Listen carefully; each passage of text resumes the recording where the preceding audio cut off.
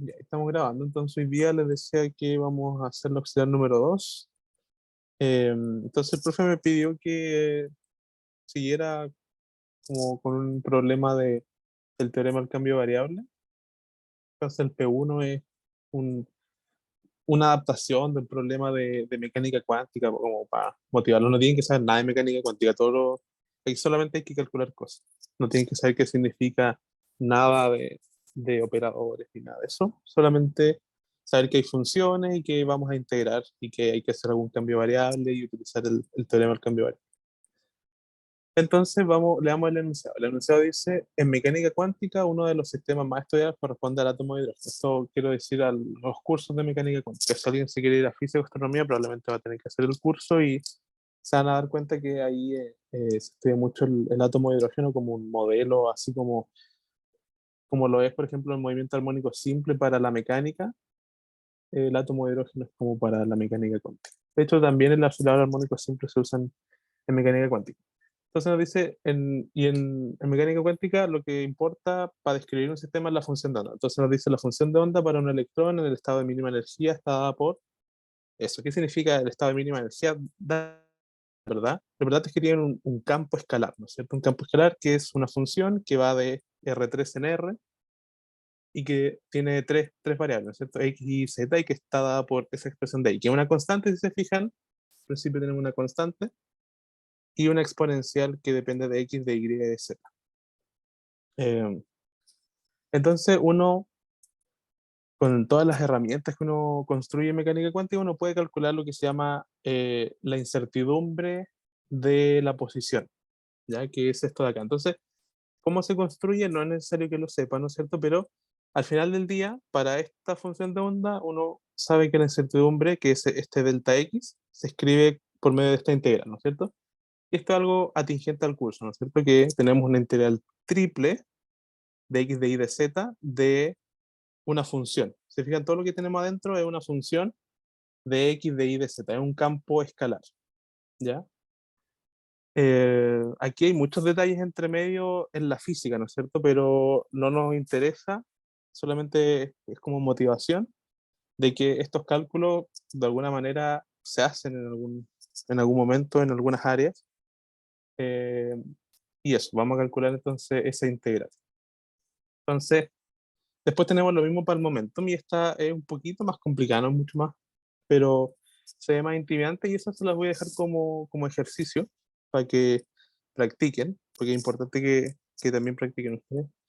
Y obviamente les voy a dar la respuesta de cuál es eso para que tengan una guía de cómo se hace. Y pueden hacer esta en base a lo que vamos a hacer en la certidumbre de la posición, pueden hacer esta de acá. ¿Ya? Entonces, partamos con esto. Entonces vamos a escribir la función primero, el campo escalar. Entonces, esto es lo que se llama función de onda, pero da lo mismo que se llama así, un campo no X y Z, y es 1 partido en raíz de pi y aquí era 1 partido en A0 elevado a 3 medios. Y aquí tengo una exponencial, ¿no es cierto? De menos raíz de x cuadrado más y cuadrado más z cuadrado partido en A0. Ya esa es la función. Entonces, lo primero que les quiero preguntar es si ustedes vieron coordenadas esféricas en clases, o cilíndricas o polares. ¿Alguna de esas?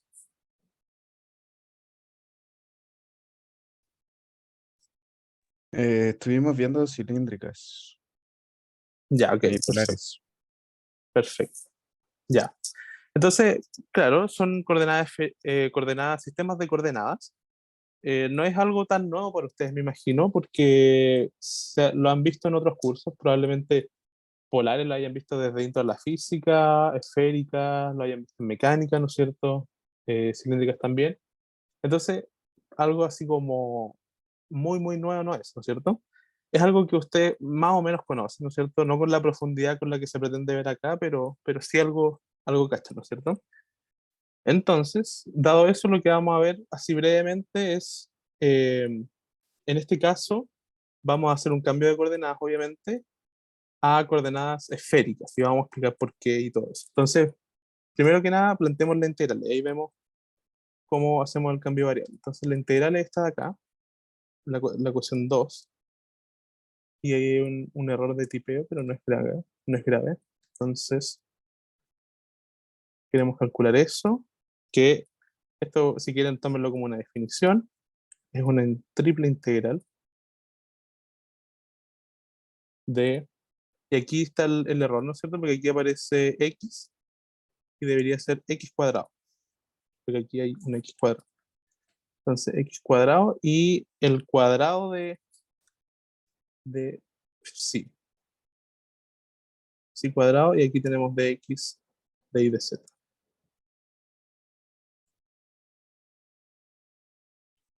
¿No es cierto? Entonces, si yo quiero reemplazar el phi, ¿no es cierto? Que lo tengo justo arriba, lo que hacemos es, nada, reemplazarlo nomás. Entonces, x cuadrado, y ahora reemplazo el psi cuadrado por lo que tengo acá arriba. Entonces, si se fijan, la raíz de pi se va, y me queda simplemente 1 partido en pi. Este 3 medios queda elevado a 3 simplemente, o sea, es lo mismo que al cubo. Y la exponencial, el cuadrado lo que hace es agregar un 2 acá. Entonces, me va a quedar e elevado a menos 2 veces raíz de x cuadrado más y cuadrado más z cuadrado, partido en a z. Y ahora tengo que poner los diferenciales, ¿cierto? De x, de y, de z. Ya hasta aquí me van siguiendo. Sí, todo bien. Ya, perfecto. Entonces, lo que viene ahora, vamos a hacer un breve repaso de coordenadas esféricas, no tan extenso, sino que simplemente la intuición que hay detrás, que probablemente usted ya tiene. Entonces, espero que el dibujo no quede tan malo.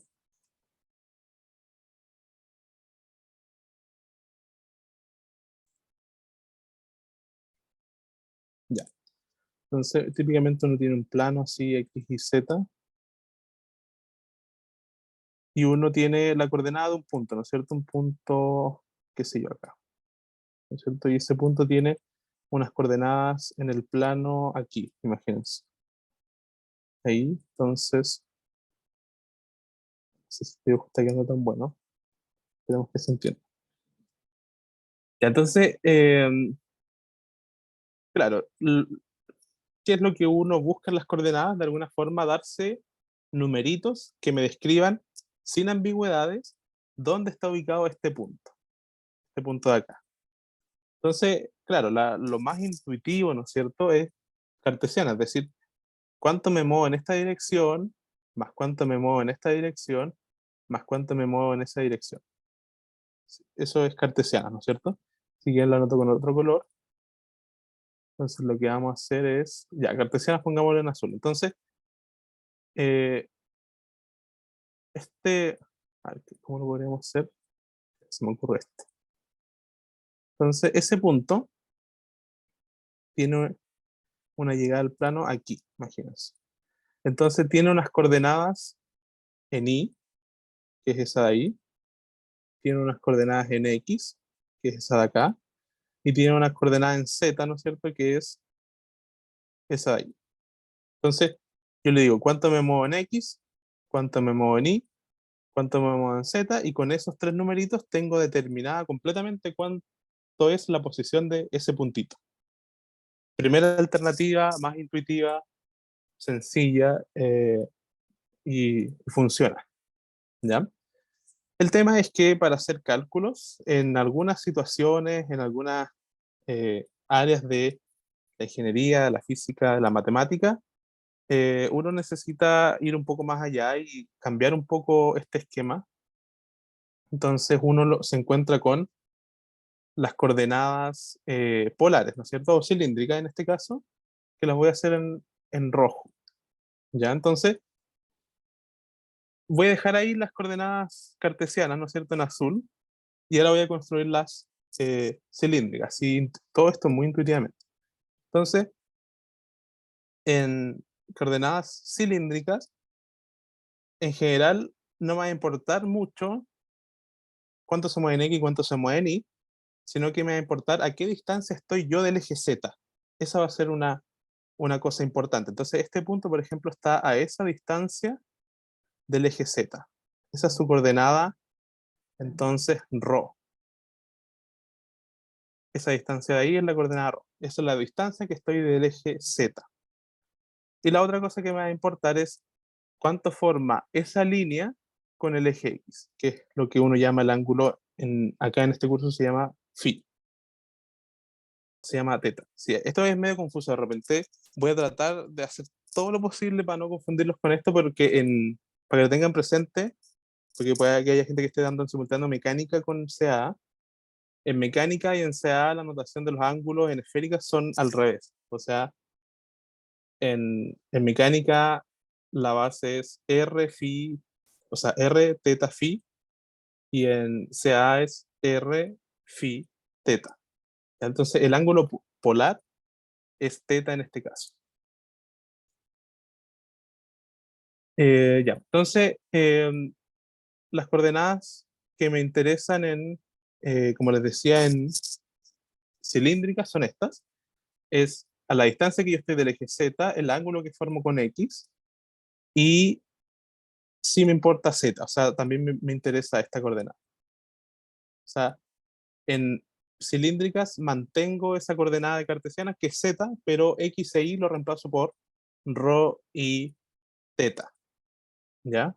Con esas tres coordenadas yo ya puedo determinar también sin ambigüedades dónde está ese puntito negro que marqué acá. O sea,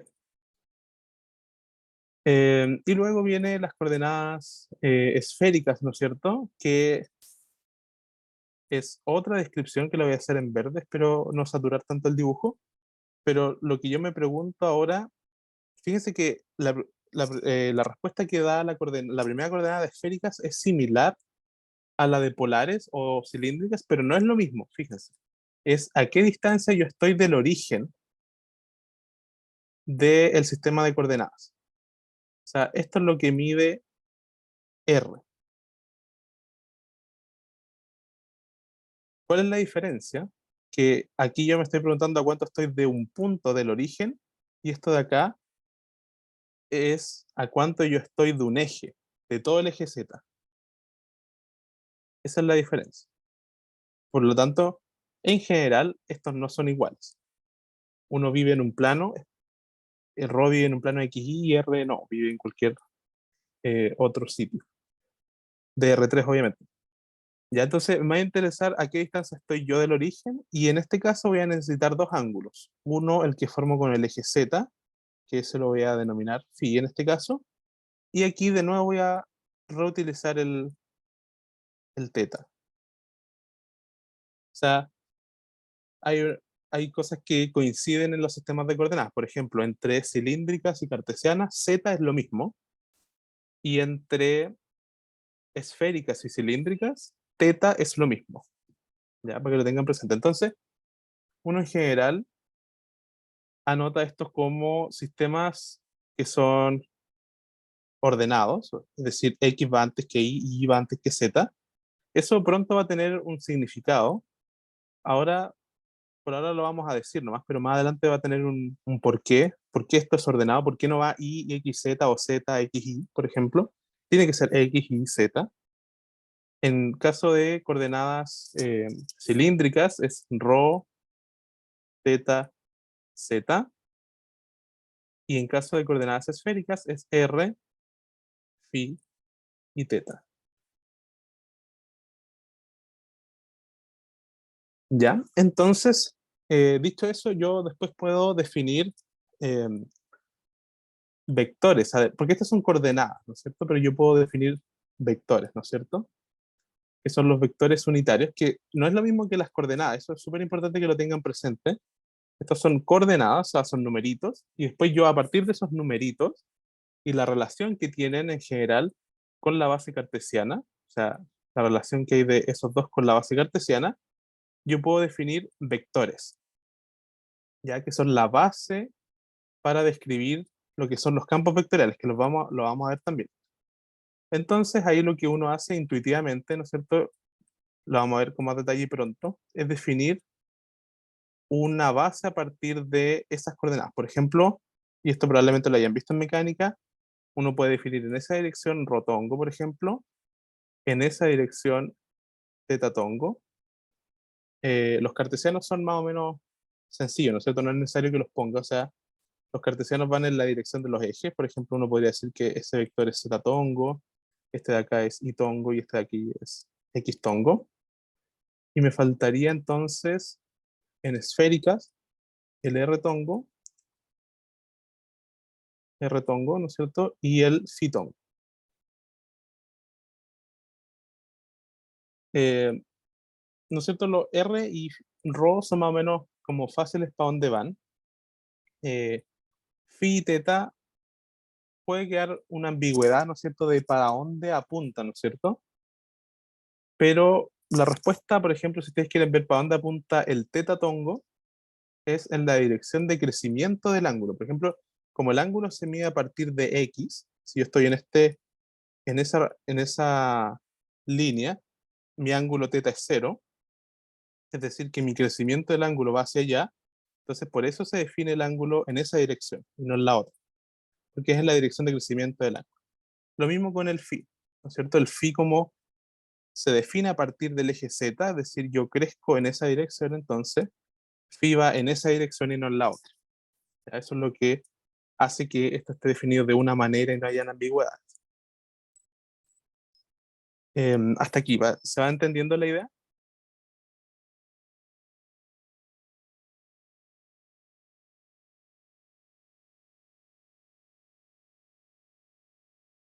Ya, súper. Si van teniendo dudas, me interrumpen nomás y me dicen, y vamos resolviendo las dudas.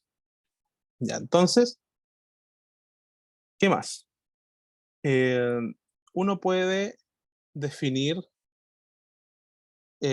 varias cosas aquí, ¿no es cierto? Uno puede definir, por ejemplo, un vector posición, que el vector posición, ¿no es cierto?, que es la posición de ese, de este, ¿cómo decirlo?, ese punto, ¿no es cierto? Uno en cartesiana es súper simple, ¿no es cierto? Uno lo define como x, la coordenada en x, ¿no es cierto?, en la dirección x tongo, más y en la dirección y tongo, más z en la dirección z tongo. Entonces yo les dije que uno puede definirse eh, vectores a partir de estas coordenadas, ¿no es cierto? Esto da origen a un sistema de coordenadas, ¿no es cierto? Aquí es como más o menos sencillo que viene dado una base, ¿no es cierto? X tongo, Y tongo y Z tongo. En este caso va a existir una base rho tongo, teta tongo y Z tongo.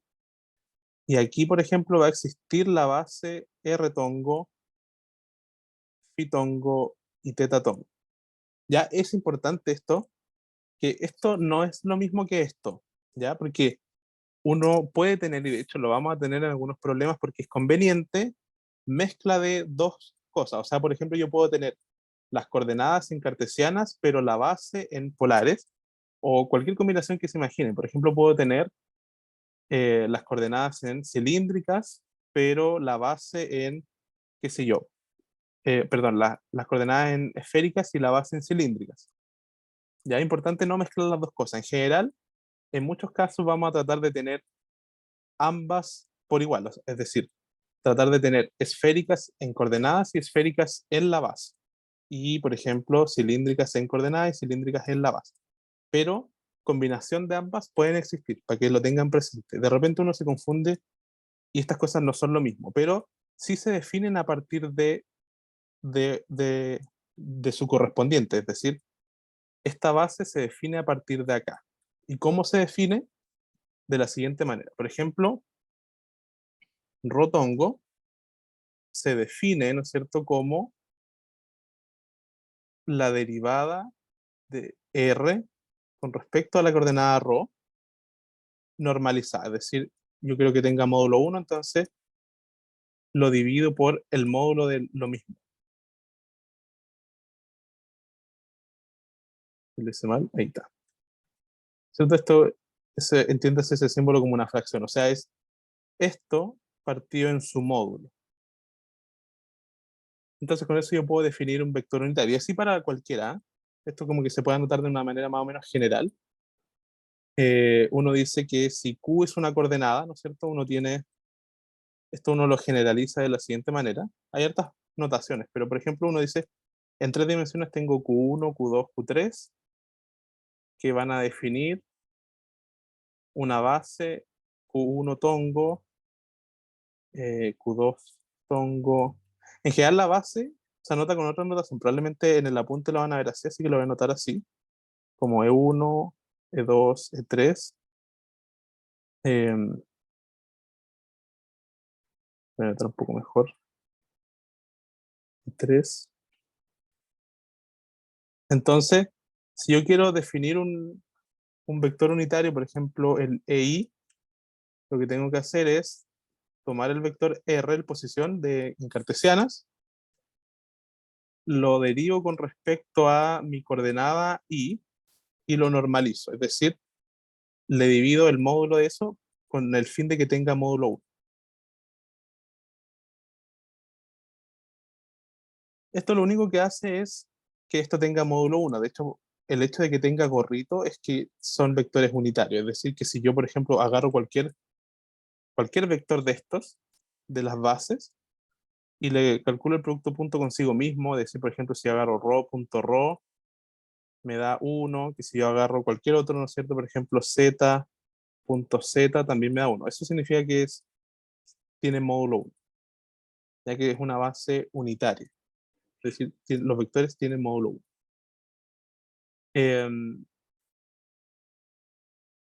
Entonces, uno puede definir los vectores de esa manera, y uno también los puede definir más o menos de manera geométrica. Entonces están esas dos cosas. Probablemente a ustedes se les evalúe un poco de las dos, ¿ya? Escribirlas de esta manera y también de manera geométrica. Y ahí vamos a hacer de las ambas en auxiliar en general. Yo creo que hoy día vamos a ver más la parte geométrica porque no son ejemplos tan complicados, pero más adelante cuando se compliquen las cosas vamos a utilizar estas definiciones que nos van a ayudar harto. Ya. Entonces, lo último antes de continuar, ¿no es cierto?, con el problema es que también existen, para calcular estas cosas de aquí, uno necesita saber cómo es la transformación de coordenadas. Y eso en general uno lo obtiene de la geometría. Por ejemplo, aquí pasé a borrar algo que no quería borrar. Entonces, eh, de aquí, de la misma geometría, yo puedo eh, calcular la transformación de coordenadas. Por ejemplo, ¿qué quiere decir la transformación de coordenadas? Por ejemplo, si yo quiero pasar de cartesianas a cilíndricas, lo que yo voy a hacer es escribir X, escribir Y y escribir Z como función de las coordenadas que yo quiero. En este caso, si son, por ejemplo, cilíndricas, lo que yo quiero son estas coordenadas. Entonces, esto yo lo puedo obtener de manera geométrica o también por definición. Hay unas definiciones que uno las puede acatar, pero esas definiciones nacen de un análisis geométrico, básicamente, porque, por ejemplo, mi coordenada X acá, que está representada por esa distancia, es el cateto de un triángulo rectángulo, ¿no es cierto? Aquí está el ángulo recto, cuya hipotenusa es ρ, ¿no es cierto? Entonces yo puedo decir que esa coordenada X es ρ coseno de teta, por ejemplo. Que Y es ρ seno de teta, siendo el mismo análisis, solo que ahora estoy preocupado de ese cateto. Y z, por ejemplo, es simplemente z. Entonces con eso esa sería mi transformación de coordenadas para pasar desde cartesianas a coordenadas cilíndricas. Y lo mismo para esféricas, o sea, para esféricas es poco más de lo mismo en general. Aquí tengo que hacer un paso más, ¿no es cierto? Porque lo que yo voy a hacer primero es proyectar este R acá en ρ. O sea, lo que yo quiero hacer primero, ¿no es cierto?, es fijarme en este triángulo rectángulo de acá, ¿no es cierto?, que de repente es medio difícil de ver, quizás Vamos a elegir otro color que sea bien llamativo para que, no sé cuál, este me gusta a mí.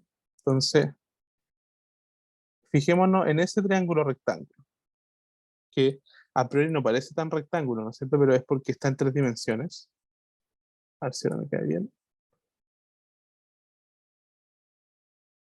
Entonces, ese triángulo rectángulo tiene un ángulo recto ahí. Eh, ahí, no sé si se nota. ¿Cómo lo hago para que quede bien? Y ahí, pero ahí tiene un ángulo recto, ¿no es cierto? Entonces la hipotenusa es R.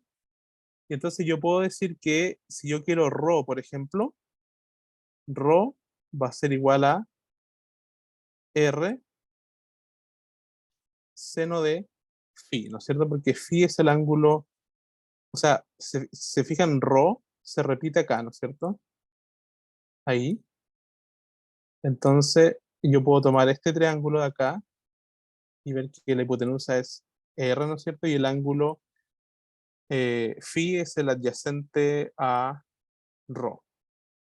Perdón, el opuesto a ρ.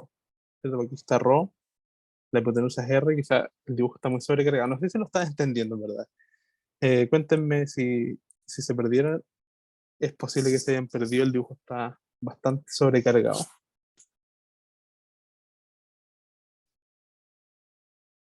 Cuéntenme cómo van. De harta Sí, información, lo reconozco. Sí, perdón. yo igual me perdí un poquito en esto último. Ya, entonces, a ver si podemos quizás, eh, no sé si será buena idea, ¿verdad? Buscar como coordenadas esféricas en Google, eh, como para el dibujo, quiero decir. Lo complejo de esto es que eh, no usan la misma notación. Si se fijan aquí, está al revés de cómo se usa en CA, pues aquí es como se usa en mecánica, ¿no es cierto? R teta phi, en CA es al revés. Entonces eso de repente es un problema. La idea es no confundirse con eso. Entonces, buscar uno, si lo busco en inglés quizás. Eh, mira, este dibujo está entrete y este es como el que nos sirve. A ver si podemos usarlo.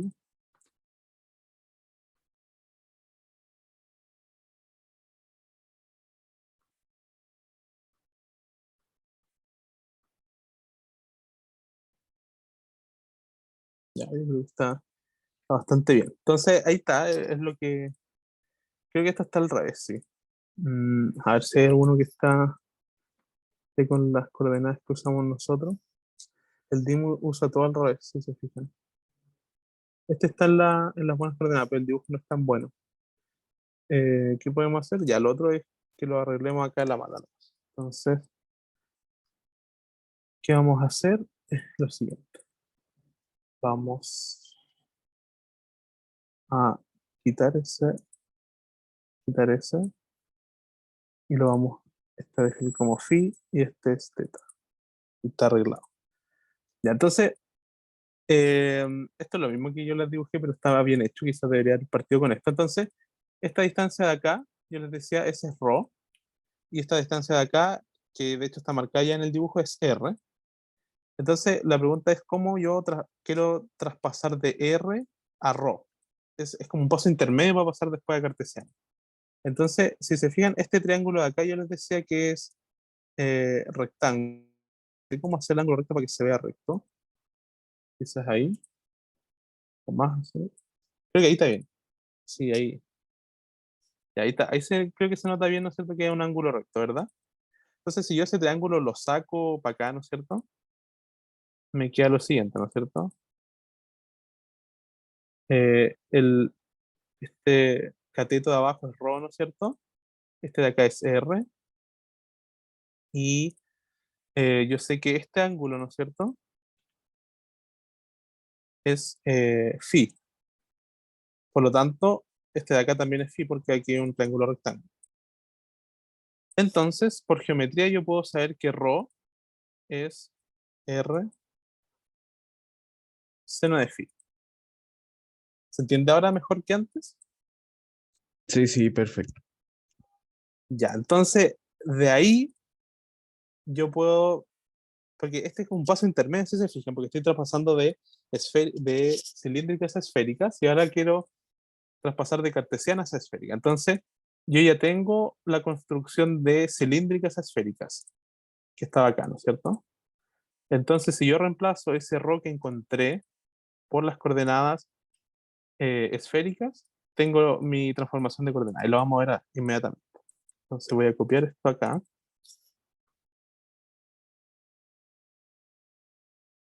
y ahora vamos a escribir x en función de las coordenadas esféricas. ¿Se fijan? Tengo ρ, pero ρ lo voy a reemplazar por esto. Entonces me queda r seno de phi coseno de teta. Y me va a quedar r seno de phi seno de teta. Y luego el z, hay que hacer otra transformación, pero esta es sencilla, ¿no es cierto? Porque z está aquí, ¿no es cierto? Esa es la coordenada z. Entonces z, si yo lo quiero ver en este triángulo de acá, es simplemente es ese lado. Entonces ahí por geometría, igual que la de arriba, ¿no es cierto? Z es r coseno de phi. Entonces z es r coseno de phi. Y esa es la transformación de coordenadas de cartesianas a esféricas o viceversa. ¿No es cierto? Porque estas son invertibles, entonces uno puede ir de una a otra o viceversa. ¿Ya se entendió ahora esto de acá? Porque esto va a ser recurrente en la primera parte del curso. Después ya nos vamos a olvidar un poquito y vamos a trabajar más intuitivamente. Pero al principio va a ser importante. ¿Ya? ¿Se cachó más o menos la idea? Sí, sí. Ya, perfecto. Entonces, dicho eso, esto es la introducción, digamos, a coordenada esférica. El profe lo va a utilizar después cuando vayamos avanzando en las cátedras, ¿no es cierto?, en auxiliares también. Y ahora vamos a continuar con el problema. Entonces, la intuición que tienen que tener ustedes es que eh, cuando les aparezca algo de este tipo, ¿no es cierto? Como un x cuadrado más y cuadrado más z cuadrado, traten de usar esféricas, porque ¿qué es lo que pasa? ¿Qué es eso exactamente? Si yo les digo x cuadrado más y cuadrado más z cuadrado, ¿cómo lo puedo escribir en coordenadas esféricas? ¿Alguien sabe?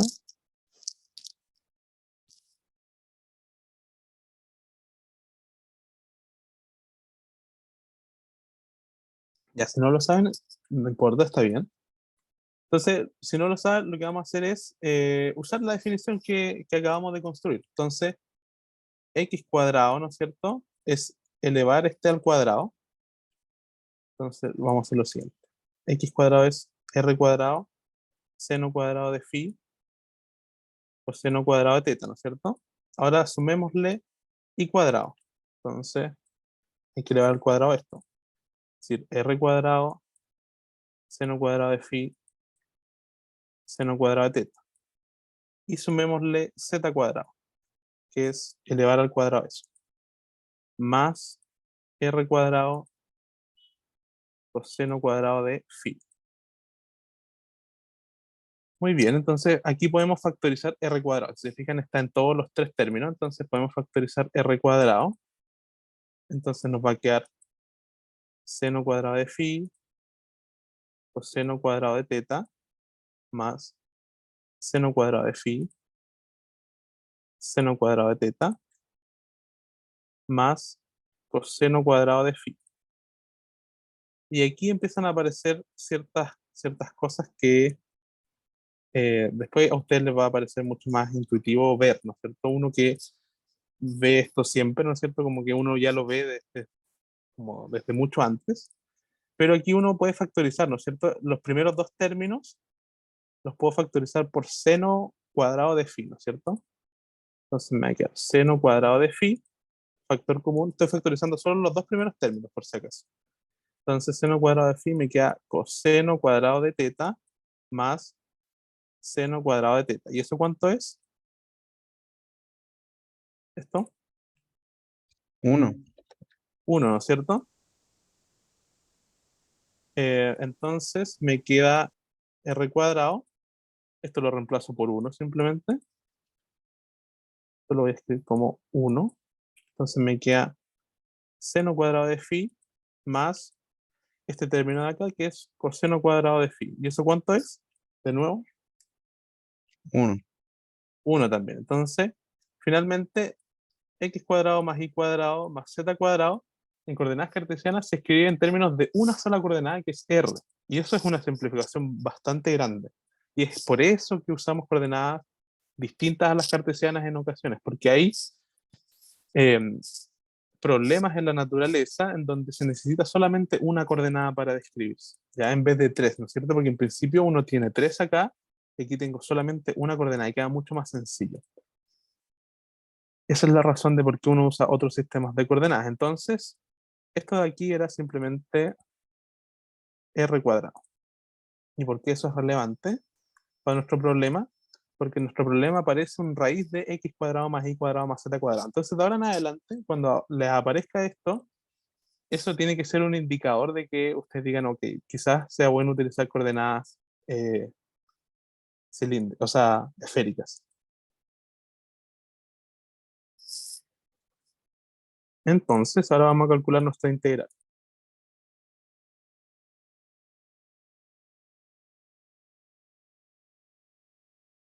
Entonces, esa es la integral que queríamos calcular, que era el producto eh, de varias cosas, ¿no es cierto? No es importante que es cada cosa. Por si acaso está de acá, no anoté los límites de integración, pero es en todo el espacio, decía en R3. Ya, entonces lo que vamos a hacer es el cambio de coordenadas. Si se fijan, aquí puede parecer de repente que estoy simplificando las cosas por un lado, pero complicándolas por otra, porque si yo cambio a coordenadas esféricas, este de aquí se me va a complejizar un poco, ¿ya? Pero van a ver que no es tan así, ¿verdad? Entonces, hagamos el cambio de variable. Entonces, tengo que escribir mi triple integral y reemplazar esta función que estoy integrando en términos de las coordenadas esféricas. Entonces, partamos por x cuadrado. ¿Cómo se escribe x cuadrado en términos de las coordenadas esféricas? Está aquí, ¿no es cierto? Tengo que elevar al cuadrado sx. Entonces me va a quedar lo siguiente.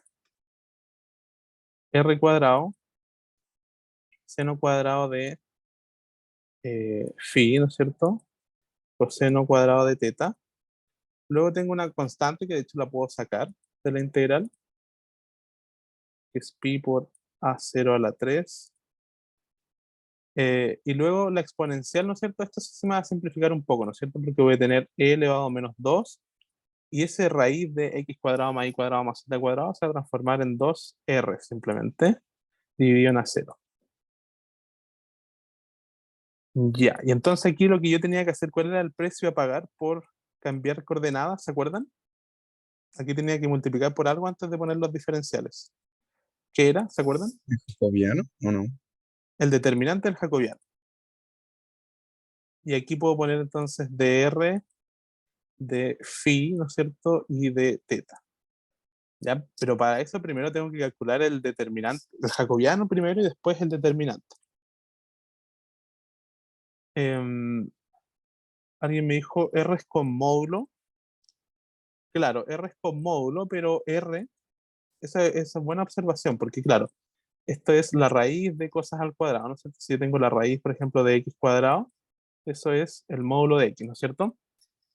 Y eso es cierto cuando x, por ejemplo, es una coordenada que vive en todo R, está bien poner el módulo, pero por ejemplo, cuando yo tengo una coordenada como R, que lo vamos a ver con detalle, en cátedra lo van a ver con más detalle, ¿no es cierto? Que esta es una coordenada que vive en R más, ¿ya? O sea, un numerito que solo va desde cero hasta más infinito. No tiene sentido definirlo para los negativos.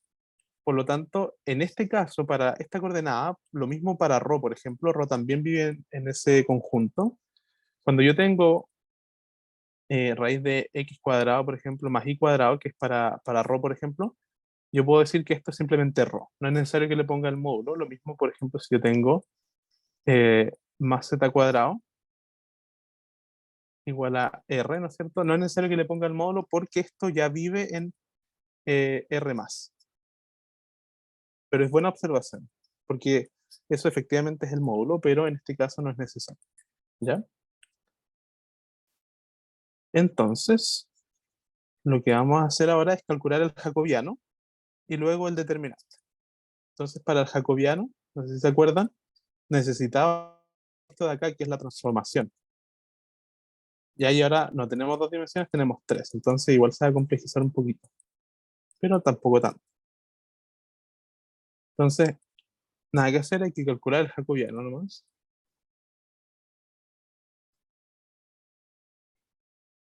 Entonces,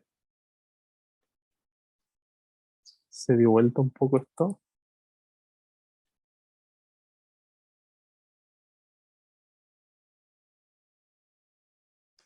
Ya, entonces, lo que yo voy a querer hacer, y quizás lo voy a separar un poquito acá mejor.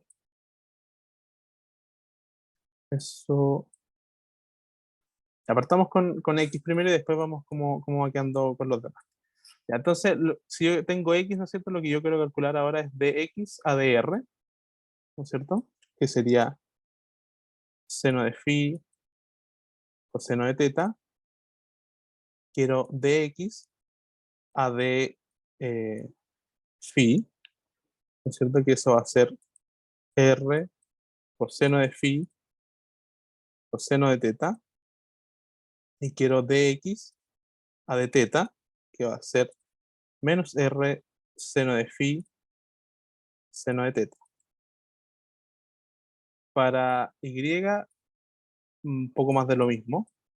Es decir, ahora quiero di a dr, ¿no es cierto? Que va a ser ¿cuánto? Seno de phi seno de teta.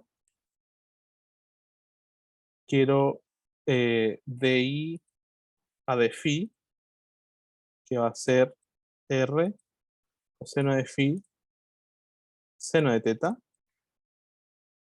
Y quiero también di a de teta, que va a ser r seno de phi coseno de teta.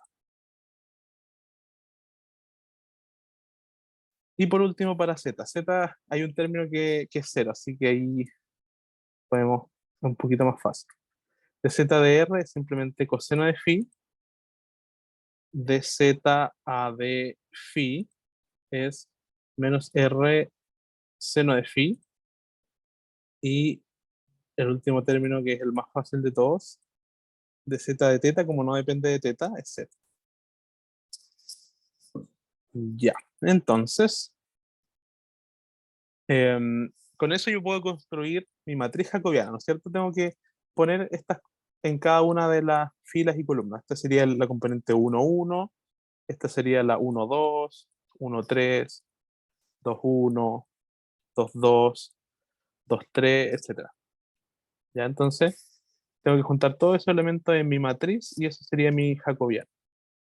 Fíjense, es una tarea media tediosa, pero si uno es ordenado no debe tener mayores problemas. Entonces, 1, 1 es seno de phi coseno de teta. Seno de phi coseno de teta. La segunda es r coseno de phi coseno de teta. R coseno de phi coseno de teta. La tercera es menos r seno de phi seno de teta. Menos r seno de phi seno de teta. Luego tengo la segunda columna, ¿no es cierto? Son estas componentes de acá. Entonces, la primera es seno de phi seno de teta. Luego tengo r coseno de phi seno de teta. Y luego tengo r seno de phi coseno de teta. Y la última son las de z, ¿no es cierto? Que están justo ahí arriba. Es coseno de phi menos r seno de phi. Y aquí 0. Excelente. Entonces, lo que yo puedo hacer ¿cómo es una forma, creen ustedes, astuta de calcular esto? Porque esto es un determinante de 3 por 3, como que las cosas se empiezan a complicar un poco. ¿Cuál creen que es una forma astuta de calcular esto? Dado que tengo una componente que es cero.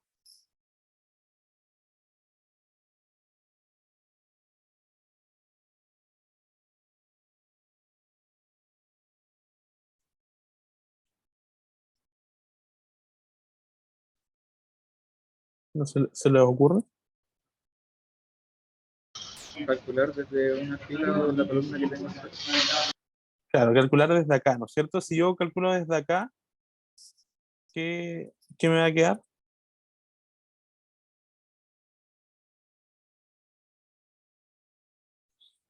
O sea, la idea es que, por ejemplo, si yo calculo el determinante desde como se hace típicamente, que es decir, yo elijo este, luego calculo este determinante y los multiplico, luego elijo este de acá, calculo ese determinante y los multiplico, luego elijo ese de aquí, calculo este determinante, lo multiplico, como que voy a tener muchos términos. Entonces, pueden hacer dos cosas, ¿no es cierto? Una es empezar de aquí, o sea, elijo este, luego calculo este determinante, luego este, etcétera, y luego tengo un cálculo menos que hacer. También yo podría hacer lo mismo si es que parto desde acá, o sea, elijo este, calculo este determinante, ¿no es cierto? Y así, etcétera. Ya, entonces, eso se los voy a dejar para que ustedes lo hagan. Es un problema como de lineal, ¿no es cierto? De calcular el determinante. Si hay alguna duda me dicen, pero esto como que se va a aparecer mucho lo que ya vimos, ¿no es cierto? Que aparecen muchas coseno cuadrado de phi más seno cuadrado de phi, coseno cuadrado de teta más seno cuadrado de teta, y eso es 1. Al final del día, lo que les va a quedar es lo siguiente. Les tiene que quedar esto. R cuadrado seno de phi.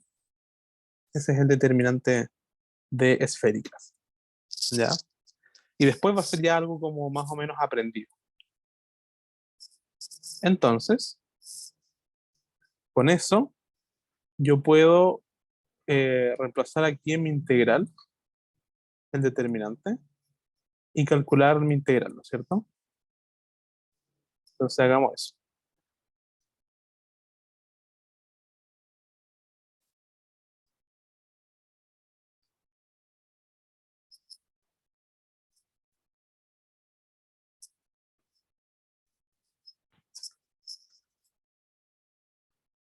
Ya, entonces esto era lo que queríamos calcular y ahora reemplazamos aquí el determinante, ¿no es cierto? Que era r cuadrado seno de phi. Perfecto. Súper, súper. Ya, entonces, ¿qué hacemos ahora? La gracia de esto es que la integral ahora nos quedó separable. No sé si lo pueden ver ustedes, pero esto nos quedó como una función de r por otra función que solo depende de teta, por otra función que solo depende de phi. Entonces, esto es por el teorema de Fubino, ¿no es cierto? Es la multiplicación de tres integrales. Y eso es bueno, ¿no es cierto? Y, de nuevo, como siempre, si yo quiero integrar en todo el espacio, porque esto era una integral en R3, el primer diferencial es en R, por lo tanto va de 0 a infinito. El segundo es de phi, que se va de 0 a pi. Y el tercero es teta, que va de 0 a 2pi. Ya, entonces hasta aquí me van siguiendo con la idea. Entonces voy a escribir por mientras la constante, me avisan si van bien.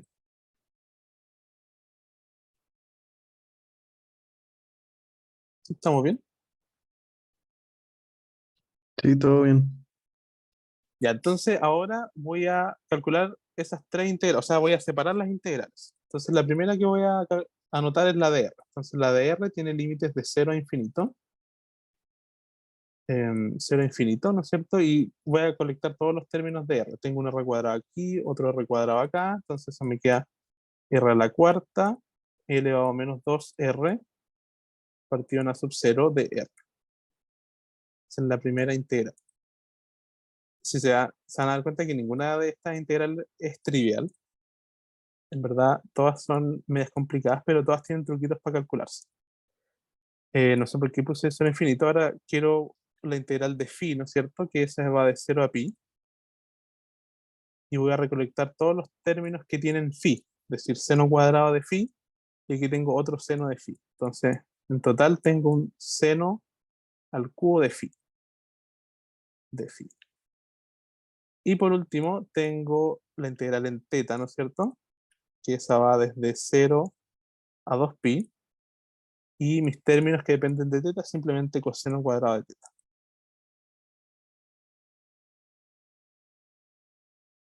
Aquí me faltan de teta.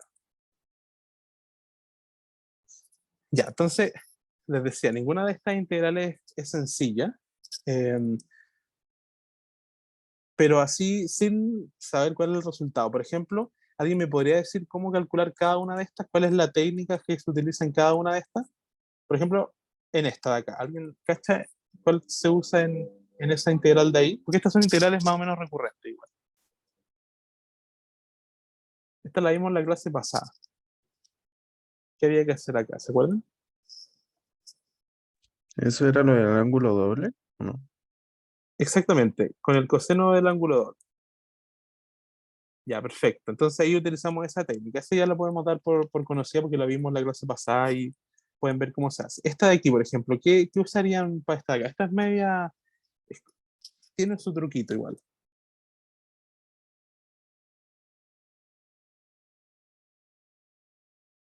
¿Alguien sabe cómo se le ocurre cómo hacer eso? Ahora vienen dos truquitos importantes porque estas dos integrales se resuelven con unos truquillos. Bueno, la otra igual, pero el otro ya lo vimos. Entonces esa la podemos dar como conocida.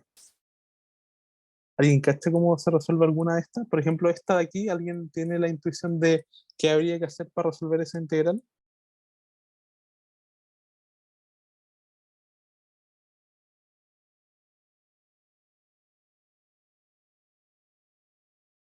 ¿No? Ya, entonces, bueno, está bien porque se van a aprender algo nuevo. Entonces, lo que vamos a hacer, vamos a separar las integrales en tres. Entonces, esta la vamos a llamar integral 1. Esta de aquí la vamos a llamar integral 2. Y esta de aquí la vamos a llamar integral 3. Entonces, esta parte yo creo que es bien importante. Así que, si se habían descolgado en algún momento, este es el momento para que reconecten y pongan atención. Porque la integral 1 ya la vimos. La vamos a buscar en Wolfram igual para que tengamos el resultado exacto, ¿no es cierto? Y les voy a enseñar de paso, creo que ya se los dije, pero cómo podrían integrar esto en Wolfram. Que lo tengan como una herramienta interesante que pueden usar. Entonces, queremos integrar coseno de x al cuadrado desde 0, no me acuerdo hasta dónde, hasta 2pi. Ahí está. Entonces, eso da pi. ¿Cómo se hacía? Con la identidad que vimos en la clase pasada. Así que ¿se acuerdan? Lo pueden revisar, está grabado, ¿no es cierto? Lo que hay que hacer es usar dos identidades. Entonces esta de aquí la tenemos y sabemos cómo hacerlo porque la vimos en la clase auxiliar pasada. Pero estas otras dos no, entonces eso la vamos a hacer con más detalle. Entonces partamos con la integral 2, que es la integral de 0 a pi de seno al cubo de phi de phi. ¿Ya?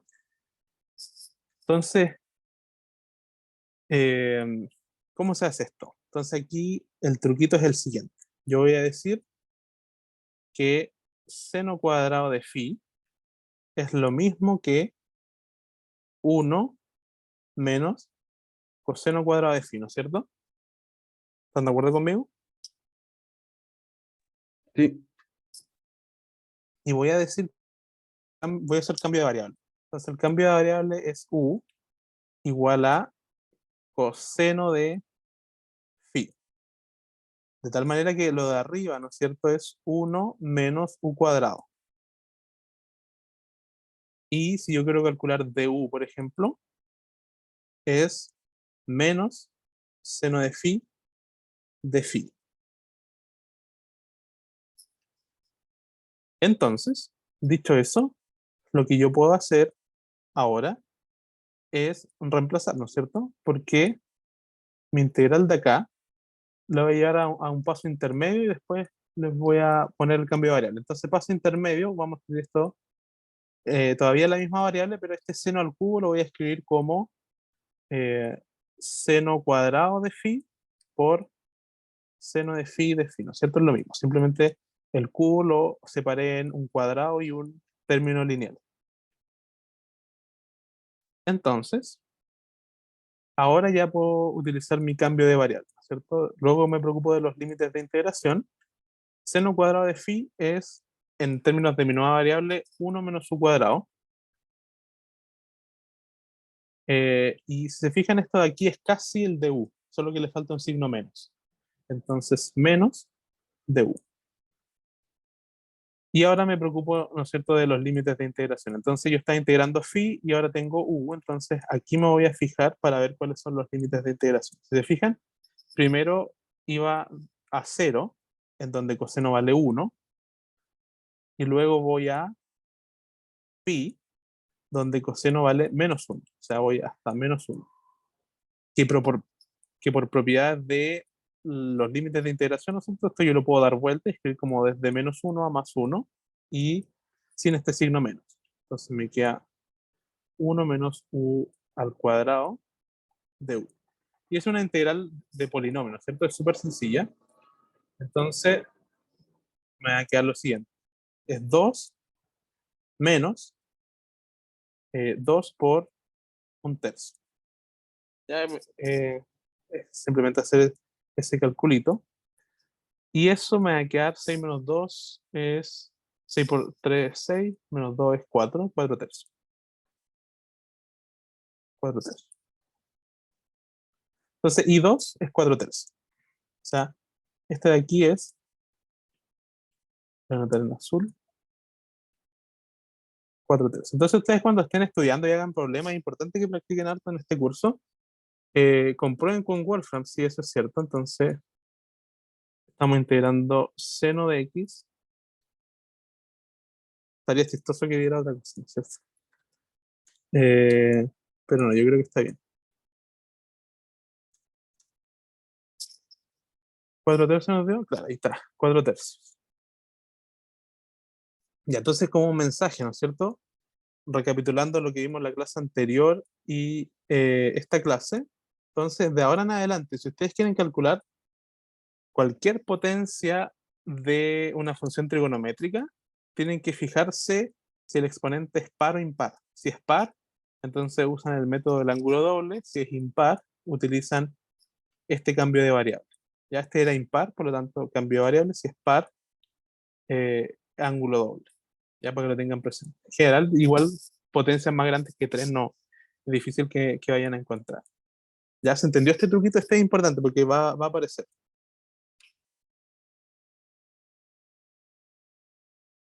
Cambio de variable, ¿lo entendieron?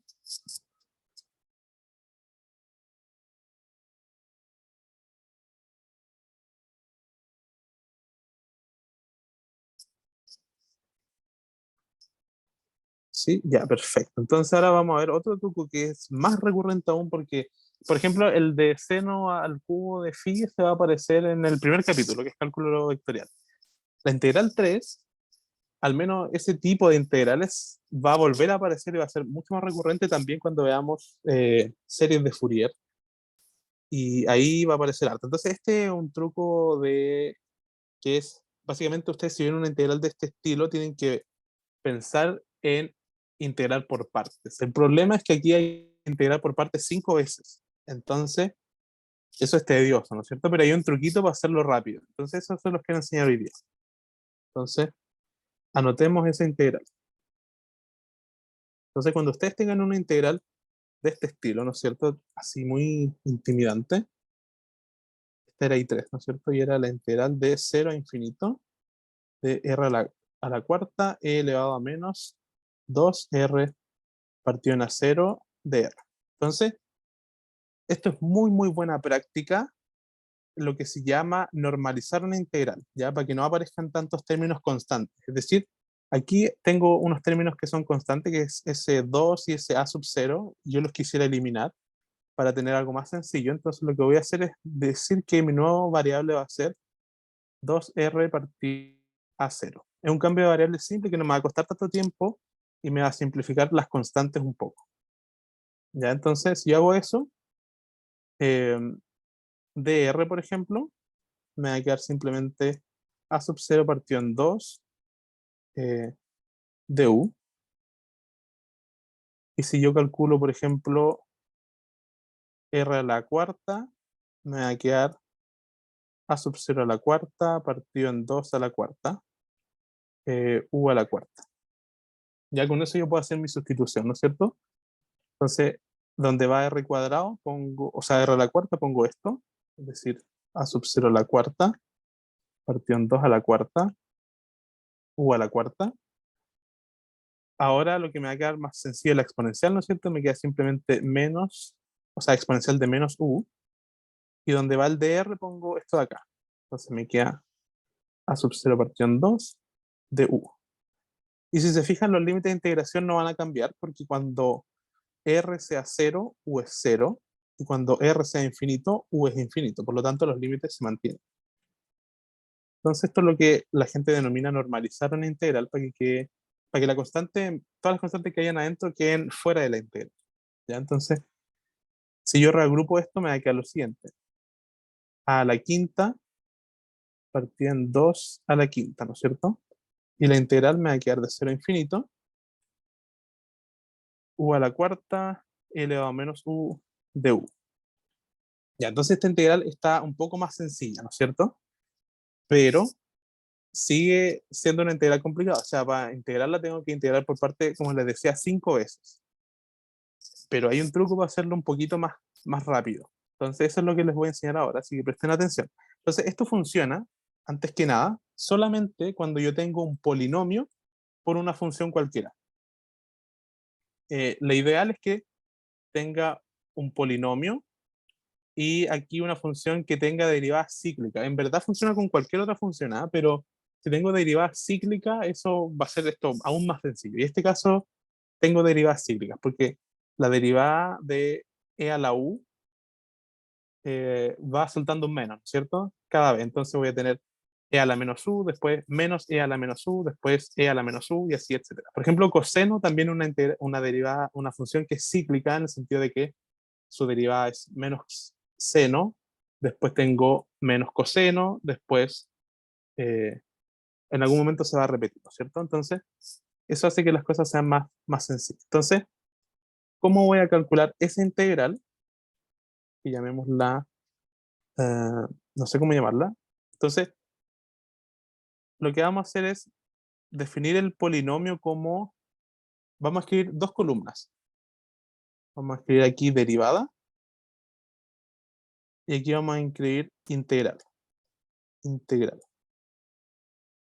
Ya, entonces, donde va la derivada va el polinomio, es decir, u a la cuarta, y donde va la integral va la otra función, ¿cierto? Que en este caso tiene derivadas cíclicas o integrales cíclicas. Si alguien tiene derivadas cíclicas, también tiene integrales cíclicas. Ya, entonces lo que yo voy a hacer acá es derivar. O sea, ¿cuál es la derivada de u a la cuarta? 4u a la 3. La derivada de esa función de ahí es 12u a la 2. La derivada de esa función es 24u. La derivada de eso es 24 hasta que yo llego a 0. Y esa es la gracia. Por eso tiene que ser un polinomio, porque un polinomio eventualmente llego a una derivada que es 0. Ya, esa es la gracia. Por eso funciona con polinomios. ¿Alguien dice si voy a subir el aux? ¿Te refieres a la grabación? ¿Sí a la grabación? Sí. Se supone que estamos grabando, así que debería... Ah, la pauta. Podría subirle lo que estoy haciendo ahora, como estas notas, como esta pizarra, se las puedo subir. No hay problema. Creo que la vez pasada no se las subí, así que se las puedo subir apenas pueda. ¿Ya? Entonces, ahora lo que vamos a hacer es integrar esta función. Entonces, la integral es menos e a la menos u, lo que yo les decía antes, ¿no es cierto? Después tengo e a la menos u, después menos e a la menos u, después e a la menos u, y después finalmente menos e a la menos u. Entonces, ¿cuál es el resultado de esta integral de acá? Es la multiplicación con signos alternados de estos términos. O sea, yo voy a multiplicar cruzadamente S con signo más, luego S con signo menos, luego S con signo más, luego este con signo menos, y finalmente este con signo más. ¿Está bien? A ver, más, menos, más, menos, más. Sí, estamos bien. Ya, entonces, ¿van entendiendo la idea hasta ahora?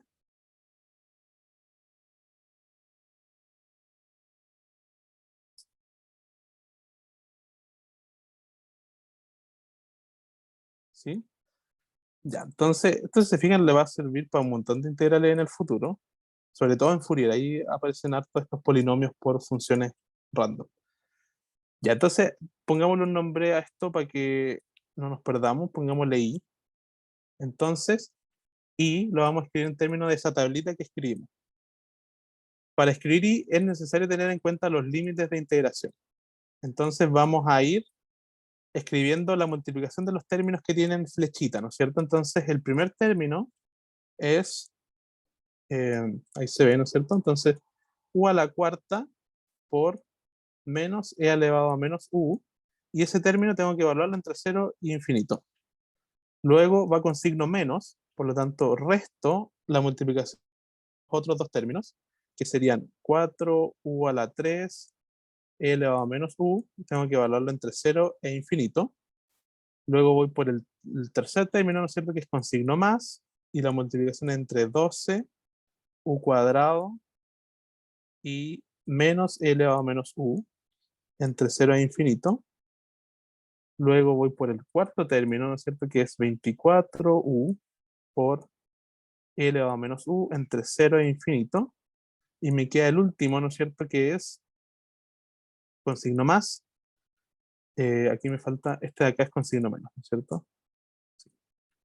Más 24 por menos E elevado a menos U, evaluado entre 0 e infinito.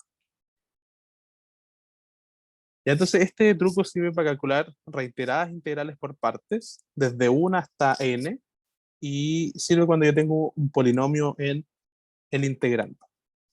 Ahora, en este caso, va a hacer que la mayoría de los términos son 0, de hecho, porque cuando yo evalúe en infinito, la exponencial de menos infinito es 0, y el término del polinomio evaluado en 0 también es 0. Entonces, este término se muere con ambos extremos, es 0. Lo mismo pasa con este, lo mismo pasa con este término, lo mismo pasa con este. Y fíjense que aquí todavía sigue pasando porque todavía tengo un u, ¿no es cierto? Y el u se muere con 0 y la exponencial se muere con el infinito. Pero en el último término ya no tengo ningún u solo como polinómico, ¿no es cierto? Entonces no se va a morir con 0, pero la exponencial sí se va a morir con infinito. Por lo tanto voy a tener un solo término. Y ese término, entonces, si yo evalúo el último término, ¿no es cierto? Tal cual, me va a quedar 24 menos 24 e elevado a menos infinito menos e elevado a menos 0. Simplemente estoy reemplazando los límites de integración. Entonces esto me queda menos 24 por e elevado a menos infinito es 0, menos e elevado a 0 es 1. Por lo tanto me queda 24 por menos 1, que es 24. Entonces, ¿qué me va a quedar acá? Simplemente 24 a sub 0 a la quinta, partiendo a las 5. 2 a las 5 creo que es 32, ¿no es cierto? A ver, 16, 32, sí. Entonces, creo que eso es simplificable, ¿no es cierto? También le pueden preguntar a Wolfram eso. Claro, es 3 cuartos. Entonces, esto es 3 cuartos de a sub 0 a la quinta. Y con eso tengo mi última integral. Se fijan, estamos acá volviendo. Entonces, esto es 3 cuartos de a la quinta. Ya, entonces ya tengo todo para calcular mi integral, ¿no es cierto? Ya llevamos mucho rato en esto, pero ya se está terminando. Entonces, si se fijan, aquí van a pasar hartas cosas, porque aquí tengo un 3 cuartos y aquí tengo un 4 tercios, por lo tanto esos multiplicados van a dar 1. Aquí tengo un a sub 0 a la quinta, que con este a sub 0 a la 3 me va a quedar simplemente a sub 0 al cuadrado. Y aquí tengo un pi dividiendo que está multiplicándose por un pi, que se van a cancelar, ¿no es cierto? Da 1. Al final del día, lo que me va a quedar es lo siguiente, y da un poco como de... Hice todo este cálculo para que me diera este resultado, y bueno, sí es cierto. Y el resultado es el siguiente. Entonces, me queda que lo que estaba calculando, ¿no es cierto? Que era esa integral súper grande, al final es a sub 0 cuadrado. Ese es el resultado por medio de todo el cambio de variable que hicimos, calcular el jacobiano, eh, después de hacer un montón de cuestiones, nos dio eso. Entonces, eh, después ustedes, no vamos a hacerlo ahora, ¿no es cierto? Que sería muy largo. Calcular el delta P, ¿no es cierto? Que ahí está la integral para hacerlo. Con todo lo que hicimos ahora ya pueden calcular eso y es bueno que lo hagan, pero les tienes que dar esto de acá. Eso considérenlo como una letra nomás. Y aquí tiene que ir un 3 a sub 0 cuadrado. Entonces, si yo multiplico el delta X por el delta P, ¿no es cierto? Tengo que sacar la raíz cuadrada en ambos casos, me va a quedar h partido en raíz de 3. Y hay un teorema, ¿no es cierto?, que no sé si lo han escuchado, que es el principio de incertidumbre, que dice que esto tiene que ser mayor que eso. Y efectivamente es cierto. Eh, así que, no, tiene que ser esto mayor que, no me acuerdo si era mayor que eso, o mayor que, a ver, ¿está bien esto? No, sí, está bien. Sí, claro. Entonces uno dice, bueno, esto sí cumple el principio de incertidumbre. Eso, es un bonito ejercicio para que lo hagan, ¿no es cierto? Para que hagan la parte B. Hicimos la parte A y nos dio a cuadrado. La parte B, ¿no es cierto? Que es una integral igual bastante complicada. Les tiene que dar eso de ahí, ¿no es cierto? Aquí, si se fijan, ya está esa letra, ¿no es cierto? Que se llama h barra cuadrado. Y si se fijan, aquí aparece hartos r cuadrado, ¿no es cierto? Eso es r cuadrado, aquí tengo raíz de r cuadrado, aquí tengo r cuadrado. Lo que va a ser más o menos complicado es este x, ¿no es cierto? Que en coordenadas esféricas se escribe como x es r, seno de phi, coseno de teta. Ya, para que lo tengan ahí presente. Ya, y después de este largo problema ya concluimos. ¿Tienen alguna duda? ¿Se entendió más o menos la idea? En la última integral que hiciste, Ujú. el truco solo funciona cuando es un polinomio por una función cíclica, o sea, de integración cíclica. O sea, en verdad no funciona con un polinomio y cualquier otra función, en verdad. Solo que si no es una función cíclica, aquí voy a tener que calcular integrales que no son la misma, ¿no es cierto? Aquí las simplificaciones que son, se repiten todo el rato, ¿no es cierto? Pero si fuera, no sé, por qué sé yo, a ver, una función más compleja que esa, no se me ocurre ahora mismo como que sea fácil de ejemplificar. Eh, porque se me ocurre, no sé, tangente, ¿cachai? Pero tangente como que tiene una integral súper complicada, en verdad. Pero ya, imagínate tangente. Tangente como que va a tener una integral acá, después cuando integre la integral de tangente va a tener otra función, después otra función, otra función, otra función. Eh, pero eso funciona con cualquier función, pero con cíclicas como que queda mucho más sencillo. Ya, vale, muchas gracias. Lo importante sí es que al menos una de las dos funciones sea un polinomio, porque en algún momento para que esto funcione tengo que llegar a derivada cero. Porque eso hace que los términos que vienen sean todos cero. Ese es como el principio. Y es útil, lo van a después servir harto, porque aparecen estas integrales, no sé si tan extremo como 5 veces integral por parte, pero 3 yo creo que no es tan raro. ¿Tienen más consultas, dudas?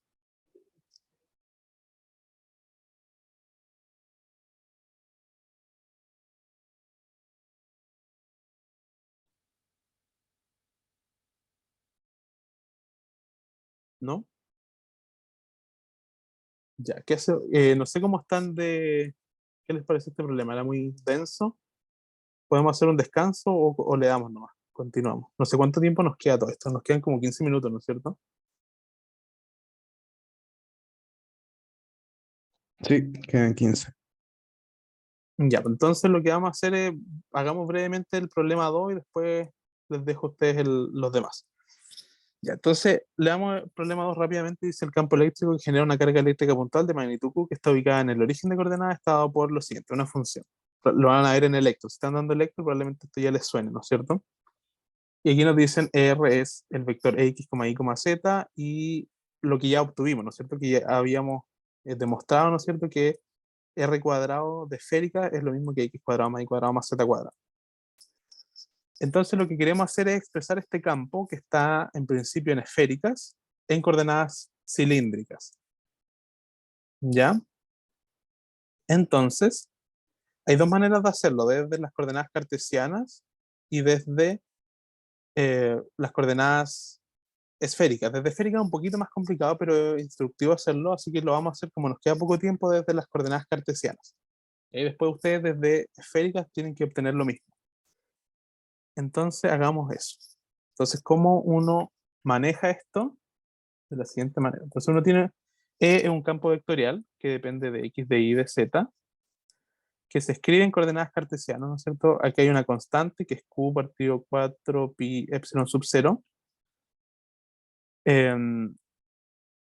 Y aquí tengo un vector, ¿no es cierto? Que aquí tengo R, así está escrito en el enunciado, pero R, si yo lo escribo en coordenadas cartesianas, es X en X tongo más Y en Y tongo más Z en Z tongo. Y esto de aquí, R a la 3, ¿no es cierto? Es lo mismo que X cuadrado más Y cuadrado más Z cuadrado, eso elevado a 3 medios, ¿no es cierto? Y probablemente si están en electro esto ya les suene más o menos. Si no, no importa. Lo importante es que yo puedo escribir esto en coordenadas cilíndricas de la siguiente manera, ¿no es cierto? Porque yo sé que X en X tongo más Y en Y tongo es lo mismo que Rho en Rho tongo. Ya esa es una identidad que se tiene, la podemos demostrar, pero como nos queda poco tiempo, la vamos a asumir por ahora y va a aparecer más adelante. Y además yo también sé que X cuadrado más Y cuadrado es Rho cuadrado. Y eso también se puede demostrar y es más fácil de ver, ¿no es cierto? Si lo vemos acá, no sé dónde me fui. Acá,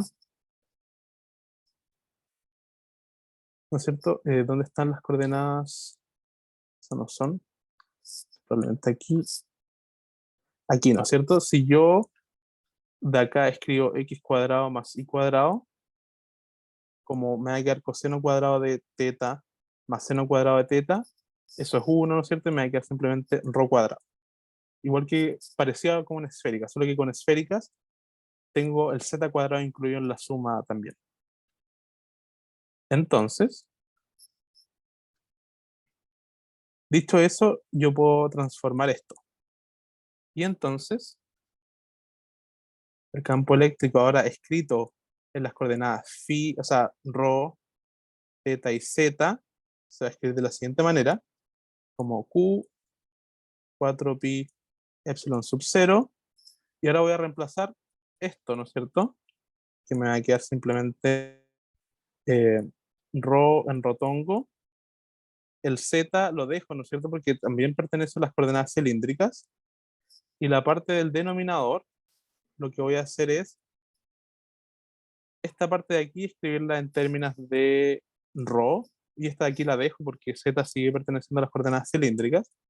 Entonces eso me va a quedar rho cuadrado más z cuadrado elevado a 3 medios.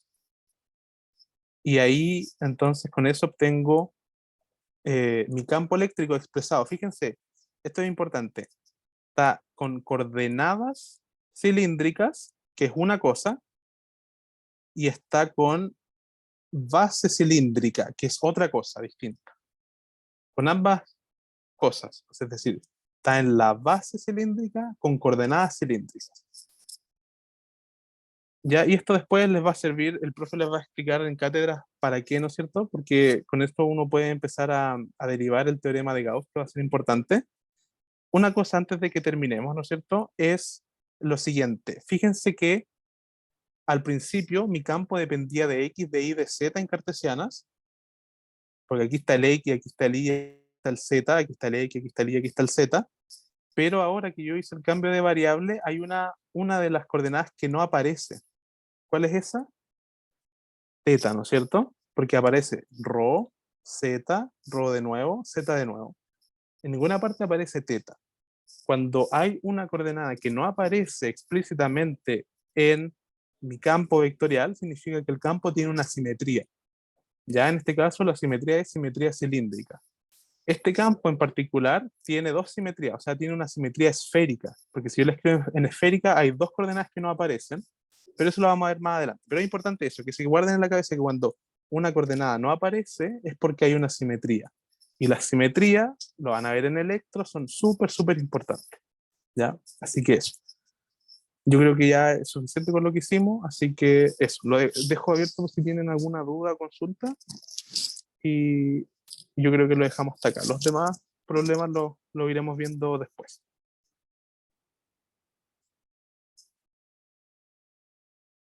¿No tienen dudas? Voy a parar la grabación.